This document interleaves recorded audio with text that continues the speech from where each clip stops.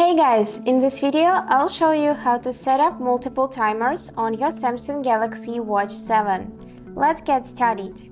And firstly, just swipe up to open all of the applications, and here find this icon which is for the timers.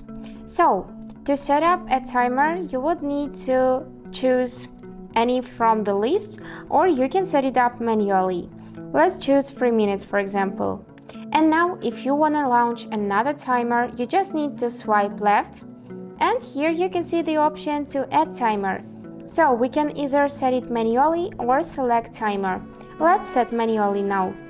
So just set hours, then set minutes just by swiping up or down, and then do just the same for the seconds.